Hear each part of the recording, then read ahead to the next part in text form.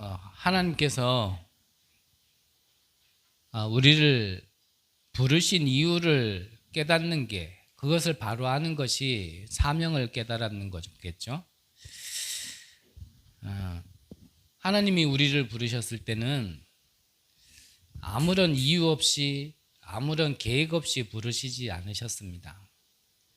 우리가 다만 그것을 모를 뿐이지, 하나님께서 한 영혼을 불렀을 때는 반드시 거기에는 하나님의 계획을 가지시고 부르신 거죠. 우리가 한 물건을 만들더라도 이유 없이 만들지는 않잖아요. 지금 제 손에 분필이 지켜져 있는데, 이 분필을 어느 누가 그냥 하도 심심해서 만들지는 않는단 말이죠. 분필 하나도 만들었을 때는 이유와 목적이 있이 만들었는 것처럼, 하나님께서 우리 인간을 창조하시고 타락된 하나님을 떠난 인간, 우리를 한 영혼을 불렀을 때는 분명히 그 이유와 목적이 있다라는 거죠. 그래서 우리는 그것을 알아야 되는 겁니다. 신명기는 결국 하나님의 백성의 숫자를 센다 맞겠지만, 더 엄밀히 얘기하면 하나님의 백성을 부르심의 이유, 너가 하나님 자녀가 돼야 될 이유, 하나님 자녀로서 어떻게 살아야 될지에 대해서 그 백성들에게 주시는 말씀이고, 그 백성들을 선택하고 그들에게 지금 말씀하시는 내용이거든요.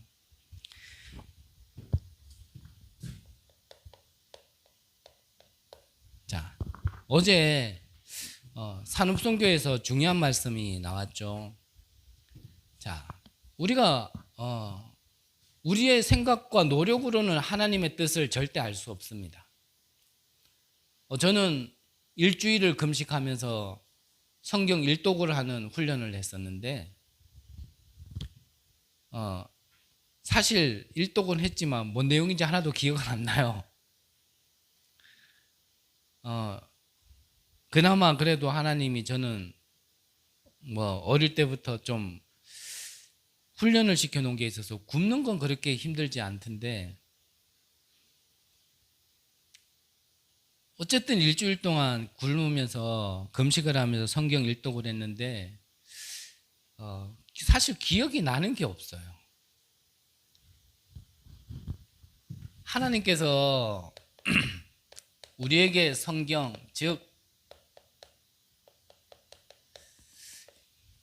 이 말씀 속에 이거를 통하여서 하나님의 뜻, 하나님의 계획, 그리고 우리는 이 말씀 따라서 인도를 받는 것이 바로 신앙생활이라고 우리가 일컫는 거죠. 자, 그러면 앞서 말씀드린 것처럼 우리가 성경을 어느 관점으로 보느냐에 따라서 이 하나님의 뜻, 하나님의 계획, 이 하나님의 말씀 따라 우리가 인도를 받을 수 있는데, 우리가 성경을 보는, 말씀을 듣는 관점이 틀려지면 아무리 봐도 모르는 겁니다. 아무리 봐도. 성경을 밤낮으로 계속 읽어도요, 사실은 그 하나님의 뜻이 발견되어지지가 않는 거죠. 근데 우리 신앙생활이 이게 발견 안 되어지면 또 너무 어렵거든요, 사실. 이거 모르고 신앙생활을 한다면 사실은 단어는 신앙생활이지만 나라는 기준을 벗어날 수 없게 되어지는 겁니다. 내 생각에 하나님 말씀이 이런 뜻일 거야, 그렇게 인도받다 보니까 어려운 거거든요. 내 생각에 하나님은 좋은 것 하시려고 하니까, 선한 것을 하려고 하시는 거니까 이렇게 살면 될 거야, 우리가 꺼야로 자꾸 신앙생활을 하니까 사실은 신앙생활이라 하지만 그게 인앙생활이 되어지고 종교생활이 되어지는 거거든요. 그래서 신앙생활함에 있어서 이거 발견되지 않고 신앙생활한다, 굉장히 어려운 겁니다. 그래서 이거에 대해서 어제 말씀을 주신 게, 자, 우리는 아무래도 하나님을 떠났던 영혼들이기 때문에 사실은 영안보다는 육안이 밝아지죠. 그래서 눈에 보이는 걸 먼저 보게 되는 게 결국 육안 아닙니까? 우리는 대부분 이것 가지고 모든 것을 인도받으려고 하고 판단하려고 하거든요. 그런데 이것보다 더 중요한 거는요, 보이진 않지만 드러나지 않은 이 내면이 있단 말이죠. 내면이. 그래서 이 육안은 우리의 현실이고 사실이라 얘기한다면 이 내면은 진실이란 말이에요. 보이진 않지만 우리에게는 분명히 영혼이 있고 보이지는 않지만 우리에게는 생각과 마음이 있어요. 사실이고 현실, 우리가 육안으로 보이는 것은 드러난 것뿐이지 그 드러난 게 그렇게 보이기까지는 이미 이게 내면에 쌓여진 게 있고 세팅된 게 있단 말이죠. 그걸 보지 못하고 이걸 봐버리면 맞는 말을 하는데 그게 살리는 말은 될 수 없는 겁니다. 근데 이 내면보다 조금 더 우리가 알아야 될 게 우리에게는 영적인 게 있다라는 것을 알고 영적 배경, 영적 세계가 있다라는 걸 알고 이 사실을 보면 그때 정확하게 보이게 되는 거죠. 그때. 그래서 한 번만 더 정리시켜드리면 육안은 드러난 것뿐입니다. 우리가 보이는 거는 상황은 현실은 그거는요 눈에 보이는 것뿐이에요. 드러나는 것뿐이에요. 그것 가지고 아무리 얘기해도 늘 말씀드렸지만 답은 나오지 않습니다. 맞다 틀리다라고는 얘기할 수 있겠지만 답은 나오지 않는단 말이에요. 그렇게 될 수밖에 없는 이미 내면의 상태가 있는 거예요. 이미 영혼이 하나님을 떠난 영혼은 죽은 상태이기 때문에 뭐가 옳은지 아닌지를 분별할 수도 없고 그 생각과 마음이 무너진 데에는 이미요 아무리 삶을 잘 살라 그래도 살 수가 없는 겁니다. 그걸 더 넘어서 영적인 게 있잖아요. 그 말은 뭐냐면 사람이 아무리 이렇다 할지라도 사람이 구원받지 못했다라면 그 배경에는 사단이 역사를 하게 돼 있고요. 아무리 부족해 보이고 연약해 보여도 하나님의 자녀 그리스도가 생명으로 주인으로 오신 자에게는 하나님이 주관하고 계신다라는 걸 봐야 되는 거예요. 그걸로 드러난 문제를 봐야 정확하게 판단이 되어지고 그 말은 살리는 말이 되어진다라는 말이죠. 그래야 뭐가 보이냐면 하나님의 뜻, 계획, 그리고 그 말씀 따라 우리가 인도받을 수 있는 신앙생활이 되어진다는 거죠. 근데 어제 말씀 주시길 대부분 이 육안은 밝은데 드러난 거는 잘 보는데 이게 안 되기 때문에 힘들다라고 말씀드렸잖아요. 많은 기독교인들이 하나님의 자녀들이 이게 안 되기 때문에 이 틈을 이용해서 사단이 이 12가지 전략에서 벗어나지 못하도록 완전히 묶여 있는 거예요. 함정, 틀, 올무. 이걸로 꼭 묶어놓고 있는 거예요. 진짜 봐야 될 거를 보면은 이 사단의 역사가 아무리 심각하고 아무리 악랄해도 상관이 없는데 그거를 보지 못하니까 사단이 만들어 놓은 이 12가지 전략이라는 함정, 틀, 올무에 모두 빠져 있고 여기에 묶여 있단 말이에요.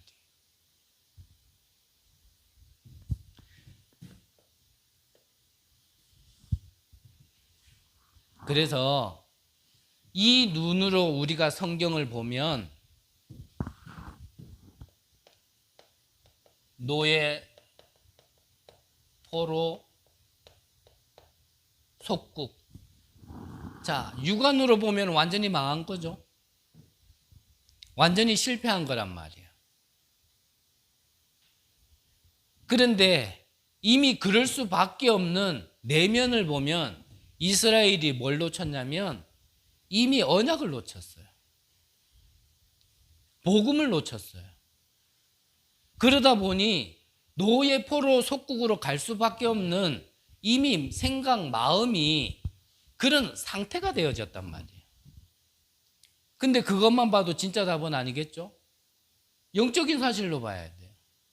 하나님이 왜 그렇게 하셨는지를 우리가 그 관점으로 보면 우리가 좀 실수하고 연약하고 못나서 이렇게 돼서 간 것 같지만 사실은 하나님은 여기에는 무슨 뜻과 무슨 계획이 있습니까? 애굽을 살리고 바벨론을 살리고 로마를 살리기 위한 이게 하나님이 정하신 방법이라는 게 보여지는 거예요. 그거를 봐야 돼요. 그러면 우리에게 개인에게 좀 적용을 해서 말씀드린다면 왜 우리가 지난날 왜 그런 아픔과 어려움과 내가 해결할 수 없는 그런 문제 속에 있게 하셨냐? 말 그대로요, 영적 사실을 보고 보호자가 아니면은 회복할 수 없고 치유될 수 없는 사실을 바르게 알고 오히려 그것을 살리라고 하나님께서 나에게 먼저 걷게 하신 것뿐이란 말이죠. 애굽을 살리기 위해서는 요셉을 보내야 돼요. 근데 그 방법이 노예란 말이에요. 바벨론에 포로되어 있는데 바벨론을 살리기 위해서 하나님이 쓰신 방법이 그게 포로로 가는 거란 말이에요. 왜냐? 안 가니까. 살려야 되는데 안 가니까. 로마를 살려야 되는데 자기들의 정통만 따지고 있고 자기들이 알고 있는 율법만 따지고 있는 유대인들이 꼼짝도 안 하니까 하나님께서 속국으로 삼아서라도 하나님께서요 나중에 로마를 복음화시키기 위한 하나님의 방법이란 말이에요. 이걸로 봐야 성경이 이해가 되어져요. 안 그러면은 또 우리가 힘이 없고 맞는 말입니다. 언약 놓쳤고 다 맞는 말이에요. 근데 거기에는 누가 잘했고 못했고 다 맞는 말인데 거기에는 하나님이 없어요. 하나님의 뜻과 계획, 주권 속에서 다 일어난 일인데 그 하나님이 없단 말이에요. 그러면서 우리는 성경을 읽고 그러면서 하나님께 기도하니 사실 답이 안 나와진단 말이죠. 요거를 한 번만 더 정리시켜 드리면 성경사를 보세요.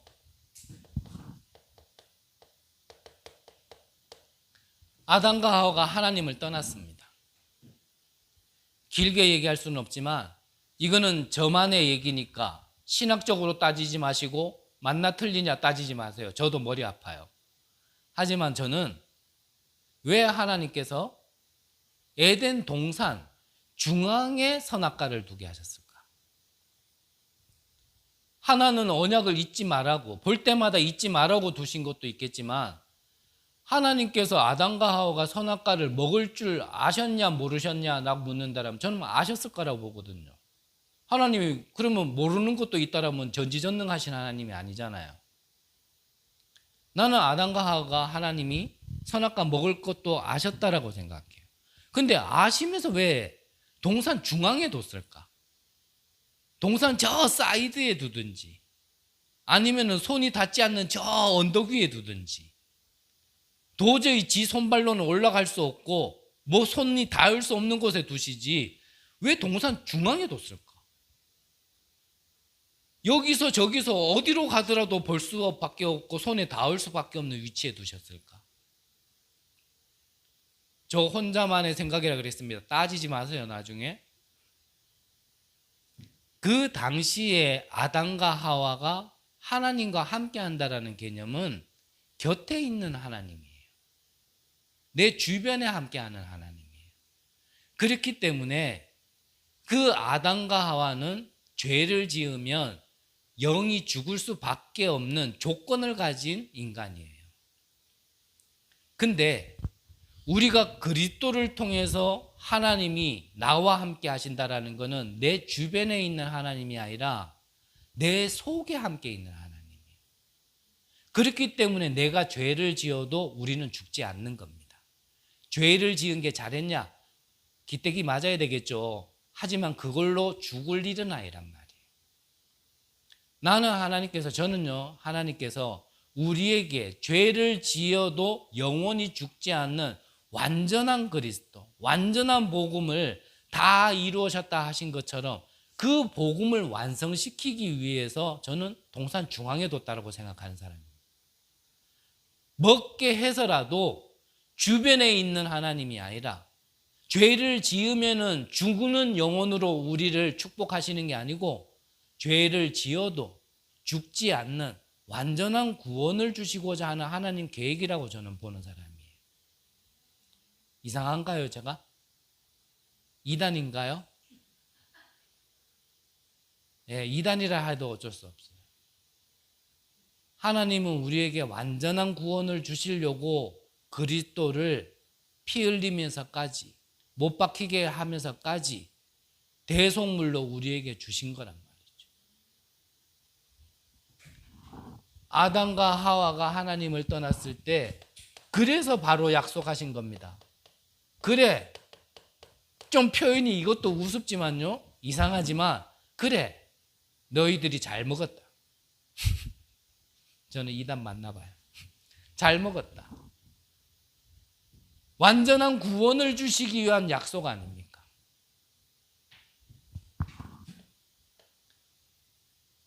우리가 잘못 깨달으면 실제로 그런 분도 있어요. 이놈의 아담과 하와, 이 할배가 우리 할배가 왜 선악과를 먹어가지고 우리가 이 고생을 해야 되냐. 좀 그 언약대로 먹지 말라 그랬으면 먹지 말지. 그거를 왜 처먹어가지고 왜 우리가 이렇게 고생하게 만드냐. 실제로 그렇게 말하시는 분도 계세요. 근데 제가 볼 때는 우리 할머니 할아버지가요, 잘 드셨다. 잘 드셨다. 드시는 바람에 우리가요, 완전한 복음, 완전한 구원을 받은 거예요.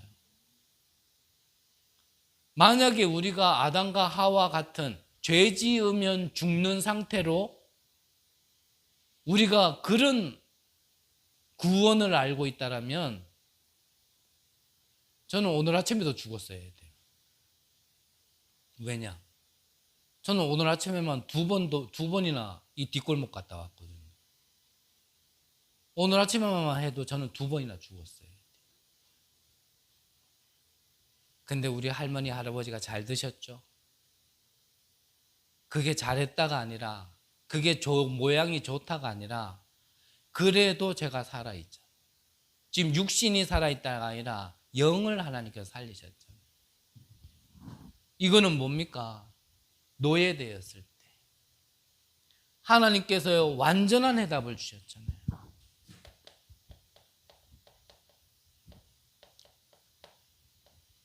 희생제물, 희생제사.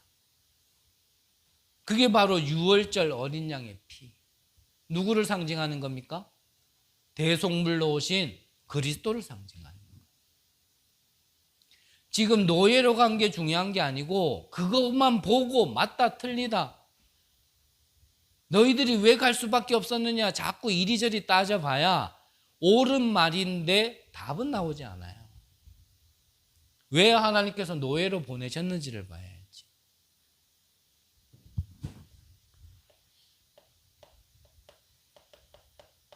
자, 포로되었을 때도 마찬가지죠. 지금 포로로 왜 갔느냐? 어찌하다가 그렇게 갔느냐? 왜 너희들은 그렇게 힘이 없냐? 나라가 왜 그렇게 휘청휘청거리냐? 얼마나 못났으면 포로로 잡혀가냐? 지금 이거 따질 때가 아니고 하나님께서 포로로 보내세면서까지도 우리가 가져야 될 게 무엇인지를 말씀하고 계시는 거예요. 처녀가 잉태하여 아들을 낳으리니 그 이름을 임마누엘이라 하라.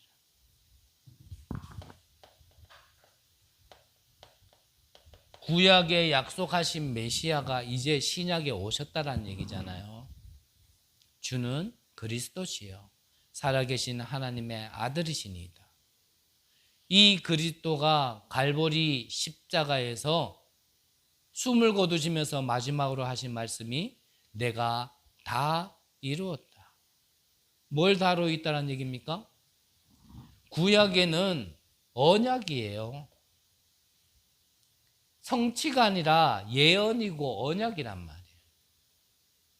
근데 신약에 오셔서 다 이뤘단 말은 이제 이 예언이 언약이 성취됐다. 그걸 보고 다 이뤘다 이라고 얘기해요.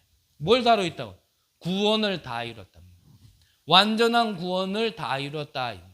아담과 하와는 선악과를 먹으면 죽는 존재지만 이제는 우리가 이 그리스도를 믿으면 죄를 지어도 죽지 않을 만큼 완전하게 구원을 이루었다. 다 이루었다. 성경을 볼 때 이 눈으로 보면은 성경이 쉬워집니다.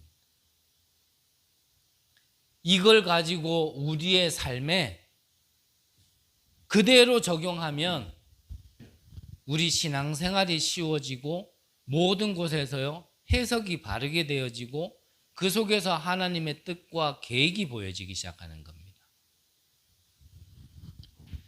그래서 나만 살자가 아니라 나와 우리와 모두가 살릴 수 있는 그 복음, 그 복음을 전하는 일에 내가 먼저 받았고 그것을 전하는 일에 나를 부르신 것, 그 이유를 깨닫는 게 바로 사명이란 말이에요. 내가 이 복음 때문에 진짜 살았다라는 걸 안다라면, 그렇다면 내 주변에 조금만 눈을 뜨고 보면 사람들이 돈 때문에 어려운 게 아니라, 질병 때문에 어려운 게 아니라, 집이 없어서 어려운 게 아니라 뭐가 없어서 어려운 거예요? 복음이 없어서 어려운 거예요. 그래서 그들에게 필요한 거는 다른 게 아니라 복음이 필요한 거예요. 여러 말 할 필요 없이 누구에게나 로마서 3장 23절에 모든 사람이 죄를 범하였음에 하나님의 영광에 이르지 못하더니 그랬거든요. 죄를 범한 인간은 로마서 6장에 보면요, 죄의 삭은 사망이라 그랬습니다. 죽음 가운데 있는 자에게는 지금 위로가 필요한 게 아니고 그들에게는 말동무가 필요한 게 아니라 뭐가 필요하다고요? 완전한 복음, 구원을 완성시킨 그리스도가 필요한 겁니다. 내가 이 사실을 먼저 받은 자로서 정확하게 알고 이거를 이해하고 있다면 진짜 현장이 보여요. 그 사람의 자잘못이 보이는 게 아니라 이 사람이 지금 복음이 필요한 거구나. 그걸로 봐야 우리가 뉴스를 통해서 여러 가지 사건들을 볼 때 제대로 보이죠. 안 그러면 이걸로만 본다니까요.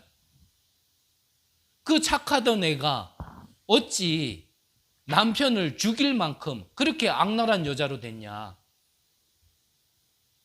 그걸 육안으로만 보면 이해가 안 되는 거예요. 예쁘장하게 생겨가지고. 얼굴은 예쁘장한데 속에는 왜 그렇게 발 수 없는 그 내면에 게 있는 거잖아요. 그 위에는 하나님의 계획이 있는 건데, 영적인 것이 있는데 그걸 못 보고 많은 사람들은, 대부분 사람들은 죽일 니은 이렇게만 얘기하니까요, 그 사람을 살리는 말이 안 되는 거예요. 맞는 말인데 살리는 말은 안 되는 거예요.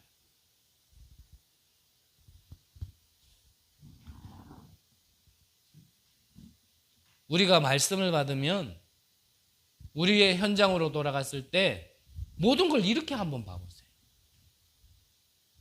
그러면 진짜 답이 나오기 시작합니다. 그때부터 사람도 이해가 돼요. 그 사건도 이해가 돼요.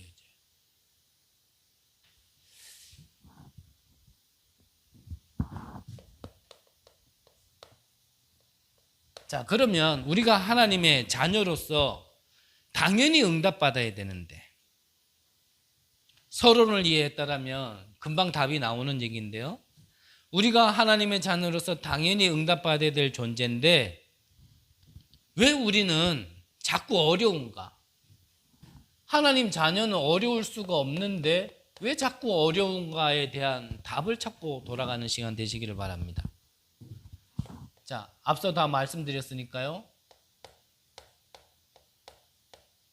우리가 현장으로 돌아갈 때 가장 먼저 가져가야 될 게 이 그리스도가 모든 문제의 해결이라는 이 그리스도의 복음, 하나님의 복음이라는 것이 우리에게 먼저 정리가 돼 있어야겠죠. 그걸 가지고, 즉 이 답을 가지고 우리가 현장에 가야 돼요. 다른 말로 하면 끝낸 거 가지고 가야 돼요. 그리스도는 모든 거 끝냈다라고 얘기하는데 우리가 안 끝난 걸 자꾸 붙들고 가니까 어려운 거거든요.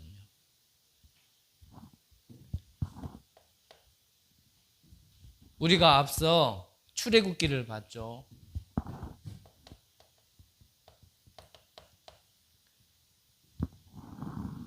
희생제사, 여기에 대한 유월절 어린 양이라는 분명한 답을 가지고 있을 때, 이때 뭐가 끊겼습니까? 애굽에 내렸던 10가지 재앙이 상관없어진 겁니다. 이 답을 진짜 가졌을 때. 그래서 마가복음 10장 45절에 보면요, 인자는 섬김을 받으러 온 것이 아니요 많은 이들을 위하여 대속물로 오셨다 그랬어요. 지금 유월절 어린 양의 피라는 것은 바로 이 대속물인 그리스도를 상징하는 거란 말이죠.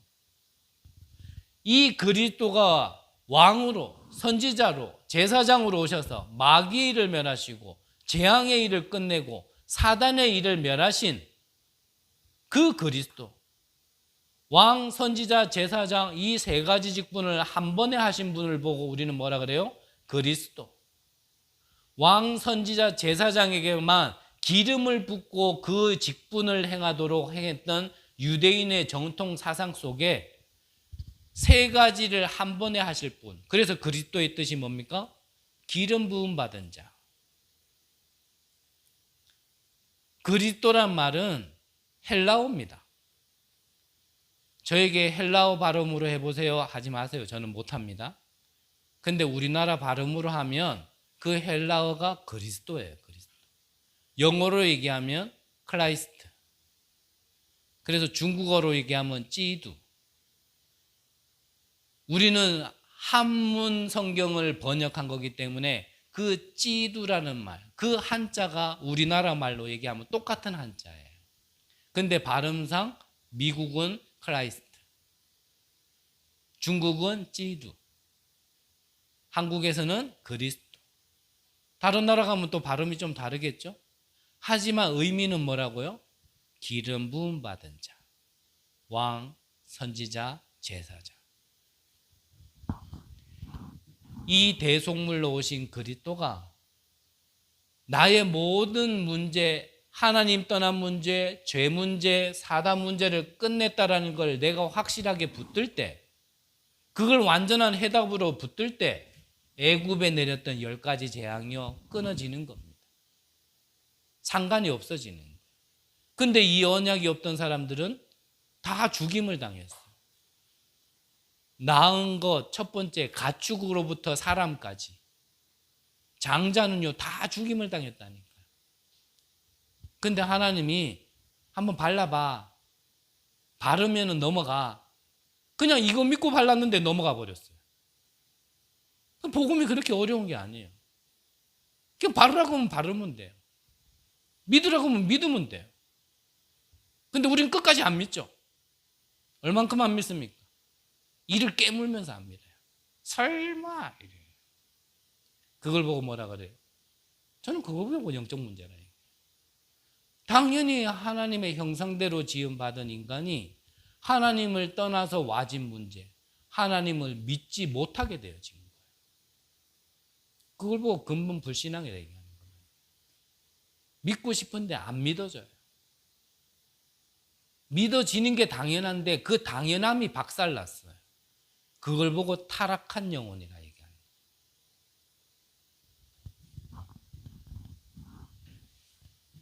그래서 하나님께서는 우리가 믿음을 가지고 싶지만 믿음이 안 생긴단 말이죠. 그래서 믿음조차도 누구 주시냐? 하나님이 주시는 거예요. 똑똑하다고 믿음 가져지는 게 아니라 그 믿음조차도 하나님이 주시는 거예요. 그래서 그 믿음으로 말미암아 우리가 구원을 얻었나니, 우리가 한 게 아무것도 없이 우리는요 완전한 구원을 받게 되어진 거예요. 노력한 거 하나도 없이 하나님의 무조건적인 사랑 안에서 우리는요 이 구원을 받게 되어진 거예요.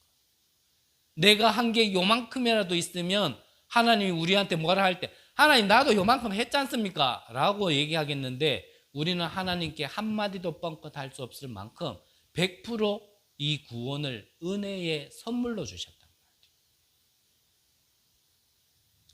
이거를 거저받은 인간이 내 것만으로, 우리 것만으로 생각하고 있다가 유랑민으로 2000년을 헤맸던 민족이 바로 유대인 민족.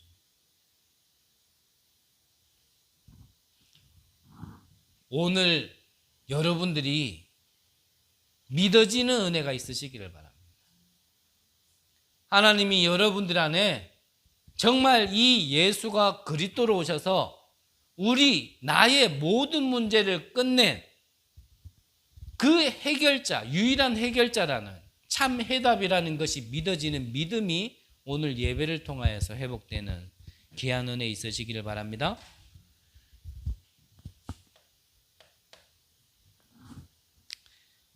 이거를 믿고 가는 이들 앞에 홍해가 있었지만 홍해가요 그들을 막지 못했는 겁니다.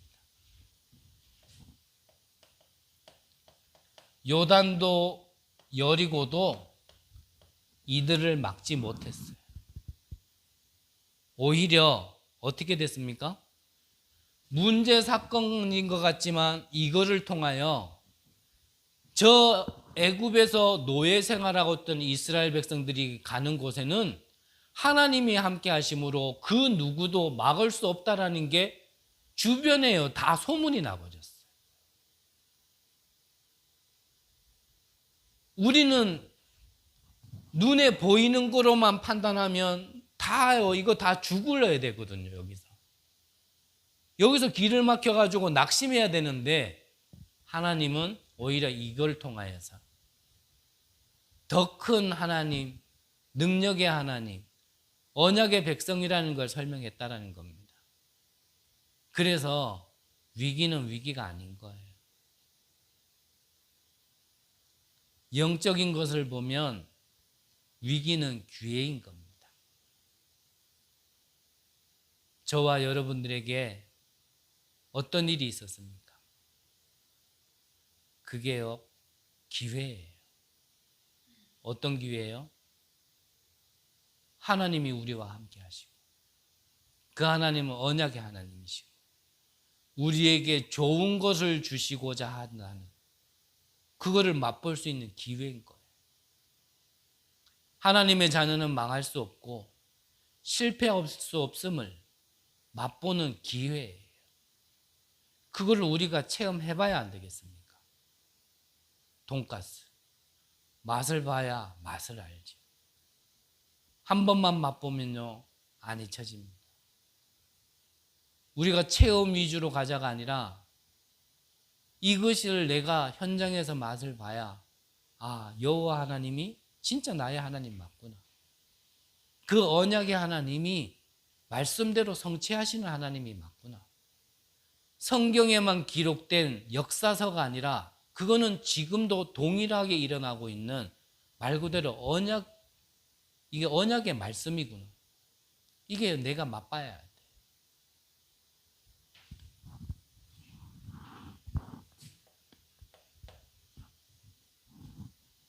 이렇게 되어져야요 내가 어떤 상황이나 문제 속에서도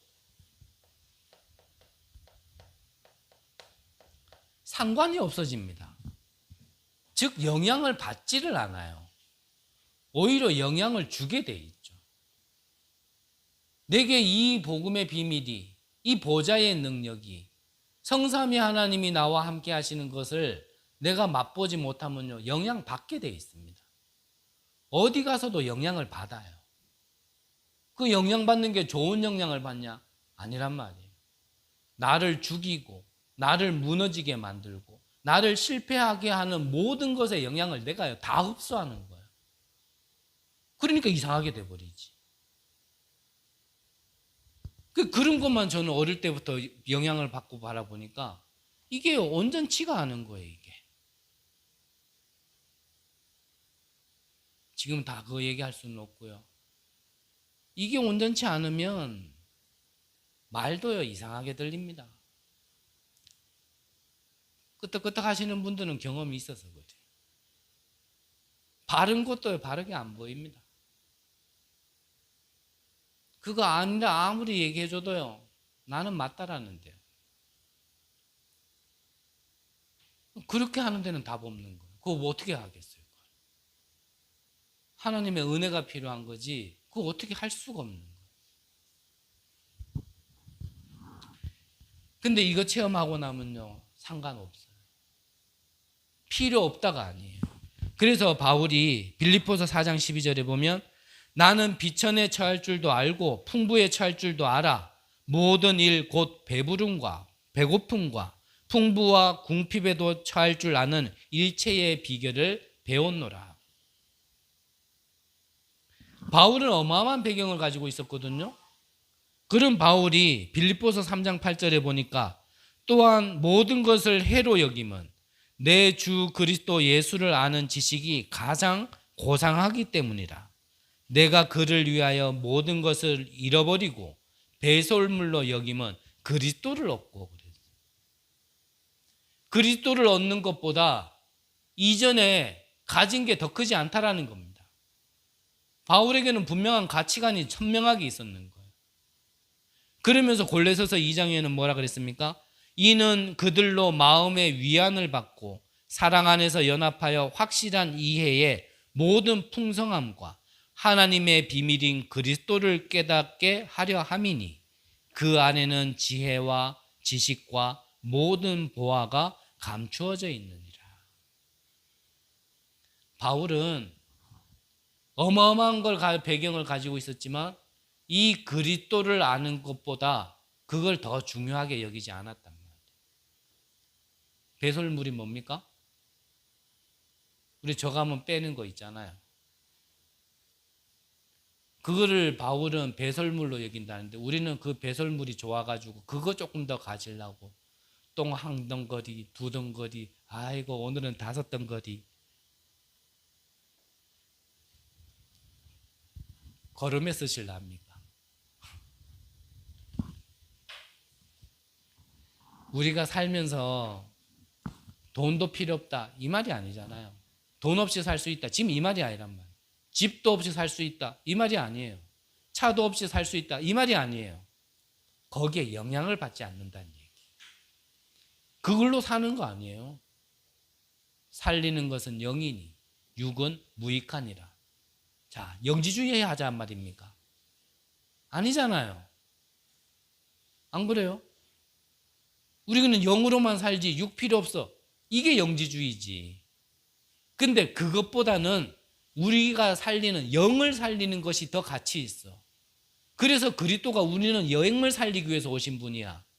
이걸 아는 게 올바로 깨달았는 거거든요.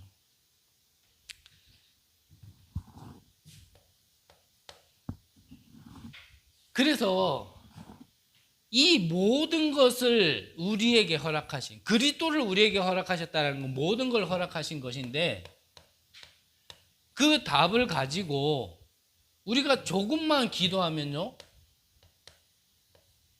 하나님이 실제 그리스도 안에 있는 능력이 우리에게요 힘으로 온다니까요. 실제로. 그래서 하나님의 능력이 우리 안에 오는 걸 보고 뭐라 얘기합니까? 이걸 보고 하나님 나라라 그러는 거예요. 하나님 나라. 이 비밀이 있으니까 당연히 앞서 말씀드렸지만 홍해가 막았던 것처럼 요단강이 막고 있어도 오히려요 막힌 길 속에 길을 내는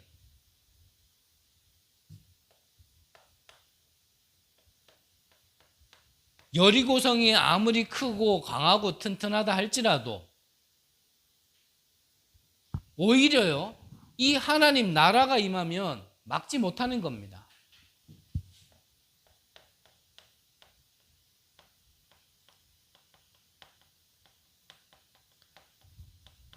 아모리 연합군, 이때에 낯선 땅에 들어가가지고 전쟁을 해야 될 이스라엘에게 해가 지고 있어요.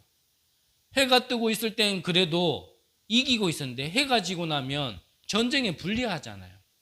어디가 어딘지를 모르는데 그때에 여호수아가 하나님께 기도한 거 아닙니까? 그러면서 외쳤는 거 아닙니까? 뭐라고 외쳤습니까? 해와 달아 멈추어라. 지금은 과학이 발달했기 때문에요, 별자리를 통해서 지금이 시간이 어떻게 지나왔는지를 역추적할 수 있는 시대래요. 프로그램을 돌리면. 그래서 밝혀진 역사적 사실이에요. 지구상에 딱 한 번 시간은 흘렀지만 해와 달이 멈춘 기록이 있어요. 그게 언제입니까? 이때예요. 전에도 없었고 이후에도 없는 응답이. 그게 언제요? 하나님 나라가 임할 때. 그걸 보고 전무후무의 응답이라 얘기하는 거예요. 그렇다고 여러분도 예배 마치자마자 해와 달아 멈추라 하지 말고요. 절대 멈출 일 없으니까. 그것도 이유가 있어야 멈추지 아무 때나 멈추면 되겠습니까? 하나님의 나라가 임하면 어떤 것도 막지 못하는 겁니다. 우리가 상상치 못했던 능력이 나타나는 겁니다. 그게 언제요? 기도로서 누려지는 거예요. 정말 나는 문제다 생각하고 위기다 생각할 때, 그때 우리가 하나님께요 정말 기도하는 겁니다. 그래서 지난주에 우리 강단이 싸움에 나갈 만한 자, 무슨 말입니까? 조폭 찾자는 얘기입니까?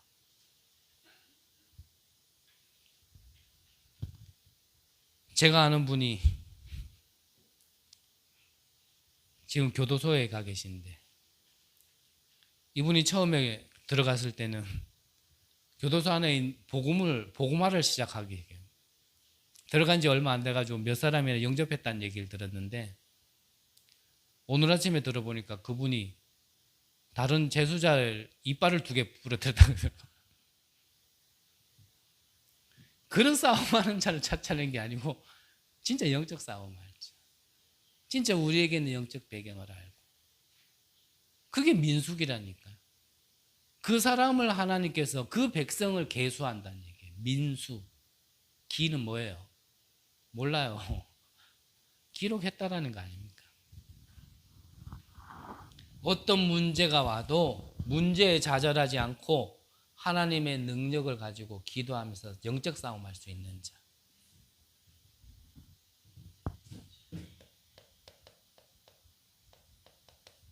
이들이 가나안 땅 들어가는 겁니다. 이들을 계수해서 가나안 땅을 정복하기 시작하는 겁니다. 그래서 이걸 보고 뭐라 얘기합니까? 하나님 나라의 일 그러는 거예요. 하나님 나라의 일. 이걸 보고 사명이라 얘기하는 거예요. 하나님께서 이스라엘 백성들을 노예에서 출애굽시켰을 때는 출애굽시키는, 해방시키는 게 끝이 아니에요. 어디가 끝입니까?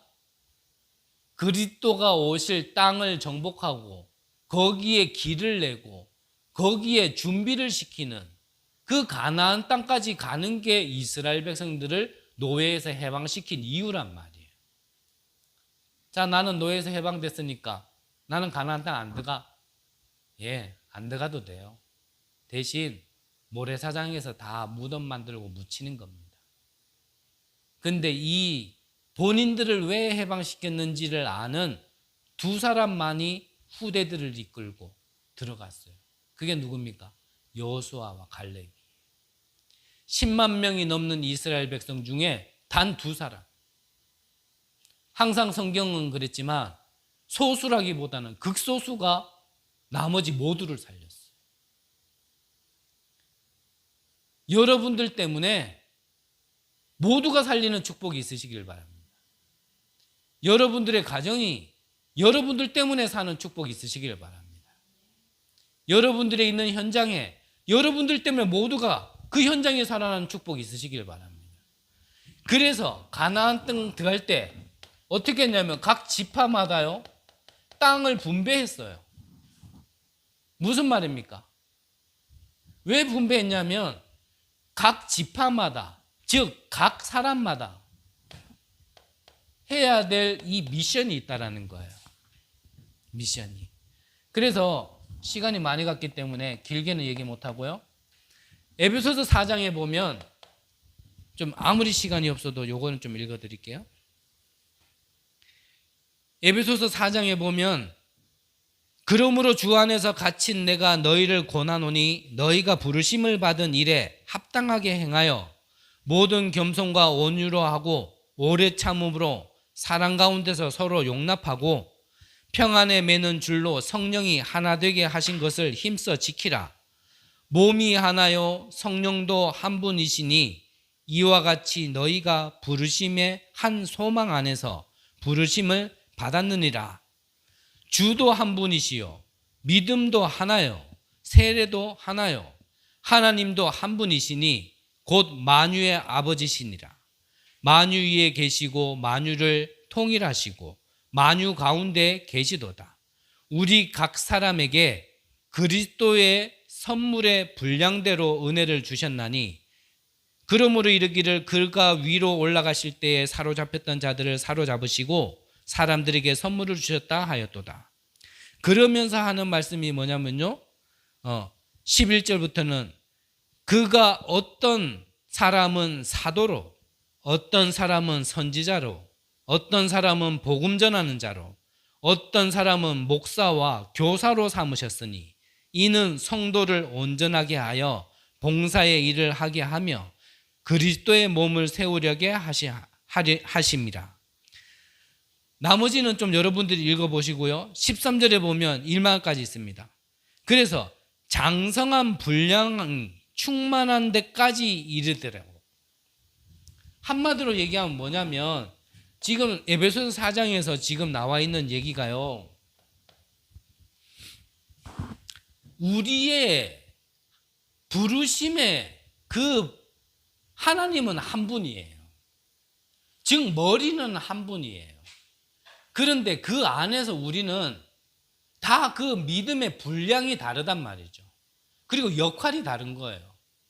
그래서 한 번만 더 읽어드리면 11절에는 그가 어떤 사람은 사도로 어떤 사람은 선지자로 어떤 사람은 복음 전하는 자로 어떤 사람은 목사와 교사로 삼으셨으니 우리가 믿는 하나님은 하나님이 한 분이에요.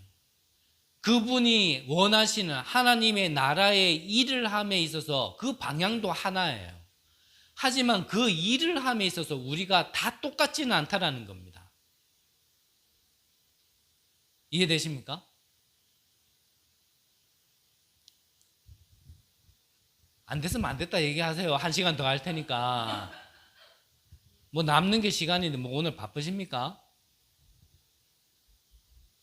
우리가 하나님이 믿는 자는 하나님 한 분이고 그분이 하시는 일, 하나님 나라의 일은 하나지만 그 일을 이룸에 있어서 어떤 사람은 사도로 어떤 사람은 선지자로 어떤 사람은 복음 전하는 자로 어떤 사람은 목사로 어떤 사람은 교사로 이해되시죠?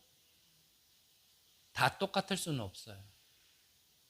이거를 사람의 기준으로 보면은 만약에 예를 들어 아니요 이 말은 안 하는 게 낫겠어요. 사람의 기준이 돼버리면 맞다 틀리다로 얘기합니다. 근데 하나님의 기준이 돼서 보면 맞다 틀리다가 아니라 다르다로 보이죠. 쉽게 얘기 들면 저와 우리 집사님은 달라요. 믿는 자도 한 분이고 그분이 하시는 일을 향해 같이 가는 것도 맞는데 역할은 다르단 말이에요. 그래서 그 역할 중에 저는 뭐로요? 목사일 뿐이에요. 목사는 대단하다가 아니고 목사일 뿐이에요. 그 일을 함에 있어서 어떤 분은 장로님으로, 어떤 분은 권사님으로, 어떤 분은 집사님으로, 어떤 분은 권찰로, 어떤 분은 가장 큰 성도님으로. 이해되시죠? 우리가 다른 사람을 볼 때 맞다 틀리다라고 보면 안 돼요. 다르다라고 봐야지. 다르지만 우리가 가야 될 길은 하나님 나라의 일을 위해서 우리가 모두 나가는, 그게 그리스도의 몸을 이루는 거란 말이에요. 그래서 가나안 땅 들어갈 때 12지파에게 땅을 분배시킨 거예요. 땅 따먹게 하자가 아니라. 같은 말이니까 길게는 설명 안 할게요. 로마서 12장에도 같은 얘기를 합니다. 뭐 기자가 같으니까 같은 얘기일 수 있겠죠. 그래서 잠깐만 또 한번 읽어드릴게요. 로마서 12장에도 보면, 자, 1절에서 13절까지는 여러분들이 나중에 한번 시간 내서 읽어보시길 바라고요. 중요한 것만, 포인트만 제가 읽어드릴게요. 3절부터 내게 주신 은혜로 말미암아 너희 각 사람에게 말하노니 마땅히 생각할 그 이상의 생각을 품지 말고 오직 하나님께서 각 사람에게 나누어 주신 믿음의 분량대로 지혜롭게 생각하라. 우리가 한 몸에 많은 지체를 가졌으나 모든 지체가 같은 기능을 가진 것이 아니나니 이와 같이 우리 많은 사람이 그리스도 안에서 한 몸이 되어 서로 지체가 되었느니라. 우리에게 주신 은혜대로 받은 은사가 각각 다르니 혹 예언이면 믿음의 분수대로, 혹 섬기는 일이면 섬기는 일로, 혹 가르치는 자면 가르치는 일로, 혹 위로하는 자면 위로하는 일로, 구제하는 자는 성실함으로, 다스리는 자는 부지런함으로, 긍휼을 베푸는 자는 즐거움으로 할 것이니라. 나머지도 읽어보시길 바랍니다. 같은 말이잖아요. 우리는 그리스도를 머리로 한 한 몸에 우리는 지체예요. 전부 다 입만 있으면 어떡하겠어요? 전부 다 처묵처묵만 하면 어떡하겠어요? 네, 그럼 교회 시끄러워서. 몸에는 코도 있어야 돼요. 눈도 있어야 돼요. 귀도 있어야 되고, 팔도 있어야 되고, 다리도 있어야 되는 거예요. 다를 뿐이죠. 그렇다고 이게 내 몸 아닙니까? 맞잖아요. 우리가 하나님 보실 때 그렇단 말이에요. 우리가 교회 안에 함께 모여있죠. 생김새는 다 달라요. 성격 다 달라요. 개성이 있잖아요. 절대 변하지 않는 개성이 있어요. 그 모든, 시간이 많이 가는데요. 그 모든 것은 무엇을 이루기 위함이라고요? 그리스도의 몸. 하나님 나라의 일을 이루기 위해서 틀리다가 아니라 달라야 돼요. 똑같으면 어떡합니까? 달라야지. 근데 그거를 틀리다라고 보니까는 이제는 이상한 거예요. 다른 거예요. 나와는 달라요. 저도 성격이 이상해서요. 저에게 기준으로 여러분들을 보면 아휴 싶어요. 저도 성격이 이상한 놈이라 시켜주지는 절대 않겠지만 저에게 시켜준다면 저는 직업이 판사나 안 시켜줘요. 그래요. 안 시켜주는 거 알아요. 검사나 아니면 곧대로 하는 공무원이나. 전 성격이 사실 그래요. 세상적으로 얘기하면 윤리, 도덕, 유교, 종교로 얘기하면 율법. 저는 그게 너무 편한 사람이에요. 아예 구조가 그래 돼 있기 때문에. 그걸로 여러분들 한 사람 상을 본다라면 다 죽어야 돼요. 이해되시죠?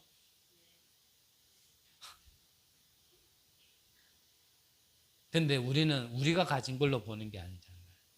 하나님이 보시는 거를 우리가 봐야 돼요. 그래서 얘기하는 거예요.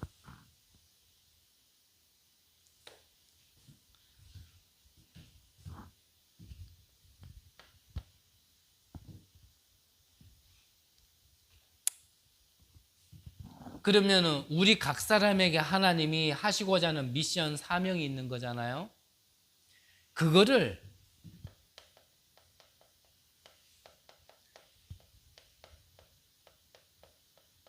평생의 언약으로 붙드는 겁니다. 이거를 붙드는 거는 고집이 아니에요. 이해되시죠?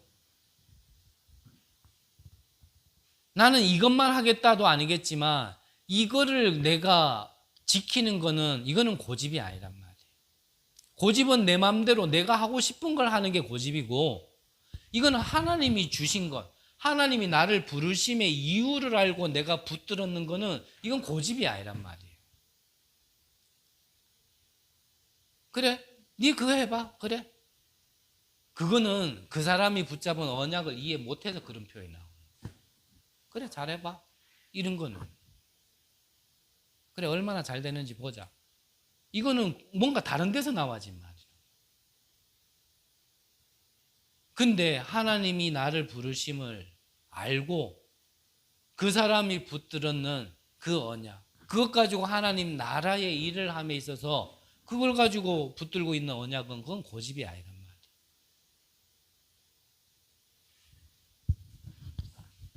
그거 붙들고 있으면, 그걸 계속 기도하고 있으면 하나님이 분명히요 증인이 되리라 그랬죠. 약속하셨잖아요. 우리 하나님 믿잖아요. 하나님 말씀대로 되리라는 거 믿잖아요. 우리 찬양도 아침 내내 들었잖아요. 말씀대로 되리라. 찬양은 찬양대로 듣고 나는 적용할 때는 안 하고.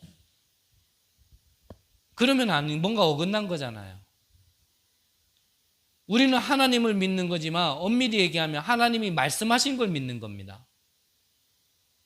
언약이라는 건 약속의 말씀이잖아요.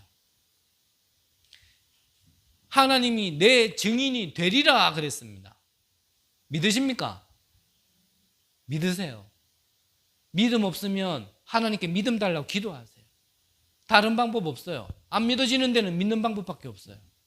복음 믿어야 끝나요. 그리스도 믿어져야 끝나는 겁니다. 아는 걸로 안 돼요. 믿어져야 돼요. 하나님 나라 실제로 있다라는 게 믿어져야 돼요. 그래야 기도하게 되어 있고 그래야 누리게 되어 있어요. 나를 부르신 이유 있다라는 걸 알고 그거를 믿고 내게 주신 말씀을 붙들어야 증인되는 겁니다. 오늘 길게 얘기했지만 간단한 얘기예요. 내가 조리 있게 차근차근 말씀을 못 드려서 그렇지 아주 쉬운 말이에요. 이게 내게 안 부딪히면 신앙생활 어렵다니까요. 저는 이거 붙들리는데 개고생했어요. 15년 거의 20년을 갖다가 아무리 말씀을 들어도요 알겠는데 안 되는 거예요. 오히려 하나님은 나에게 좋은 걸 주시려고 자꾸 문제를 터뜨리는데 나는 한다고 하는데 하나님 왜 자꾸 나를 어렵게 만들지? 나는 하나님을 자꾸 오해하게 되더라고요.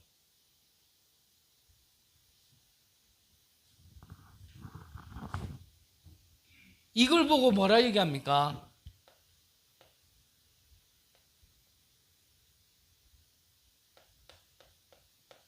이거 아니에요, CVDIP.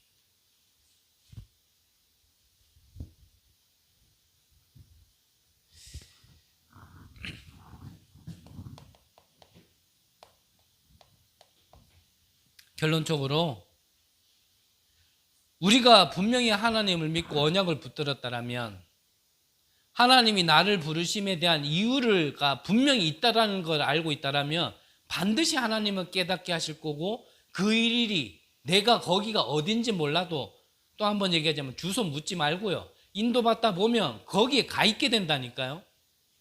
내가 싫으나 좋으나 내가 잘해서 거기 가 있고 못하니까 거기 안 가 있고 그거는 내 수준이고 내 생각이고 하나님은 결국은 그렇게 가게 돼 있어요. 우리의 부족함이 하나님의 계획을 바꿀 수 있습니까? 뭐 그만큼 우리의 부족함이 능력이 있어요. 내 영적 문제가 아무리 심해도 하나님의 계획을 바꿀 수 있을 만큼 능력이 있습니까? 그럴 일 없어요. 내가 잘하나 못하나요? 하나님의 계획은 변하지 않아요. 결국은 거기에 갖게 돼 있어요. 그렇다면 하나 참고해야 될 거.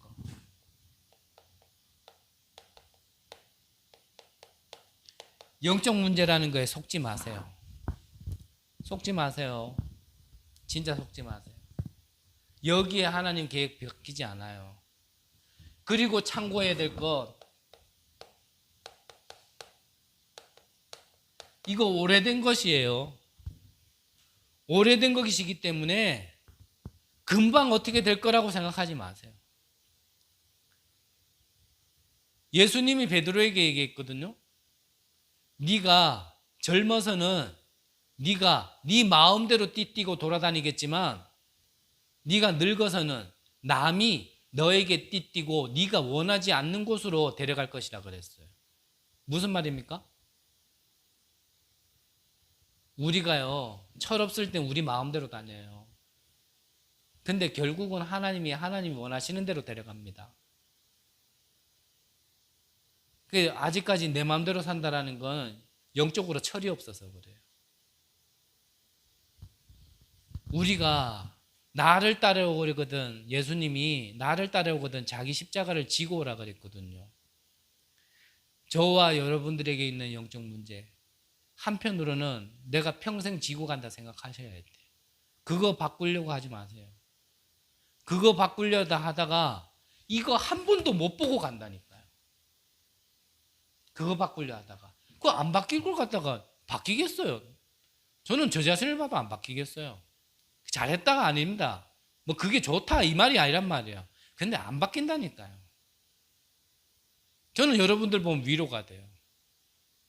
안 바뀌게 생기셨어요. 감사합니다. 저는 저만 그런 줄 알았는데 그 안 바뀔 걸 가지고 왜 자꾸 집중을 합니까? 진짜 집중해야 될 건 따로 있는데 그거 상관없이 정말 하나님이 주신 거에 집중하세요. 그래서 진짜 나는 영적 문제 심하다. 깊은 기도 들어가세요.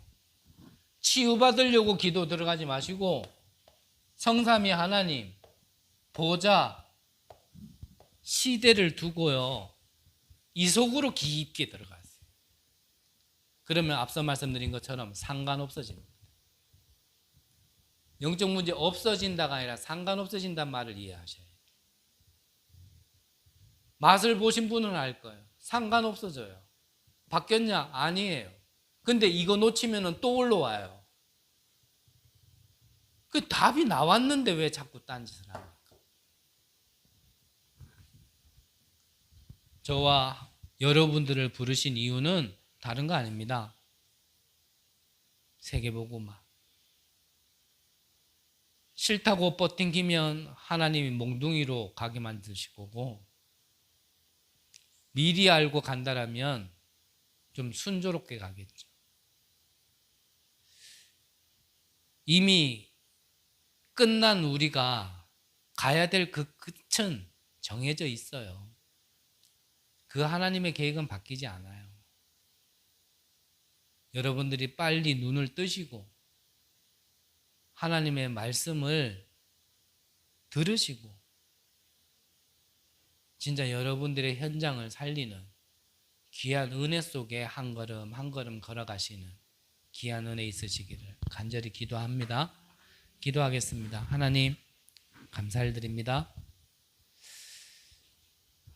벌레만도 못한 우리를 아무 보잘것없는 우리를 부르셔서 하나님 나라의 일 세계복음하는 곳에 우리를 사용해 주시니 감사를 드립니다. 우리의 모든 것을 통하여 하나님이 영광 받아 주옵시고 우리의 모든 것을 통하여 한 영혼이 돌아오는 곳에 쓰임받게 하여 주옵소서. 감사를 드립니다. 살아계신 예수 그리스도 이름으로 기도드립니다. 아멘.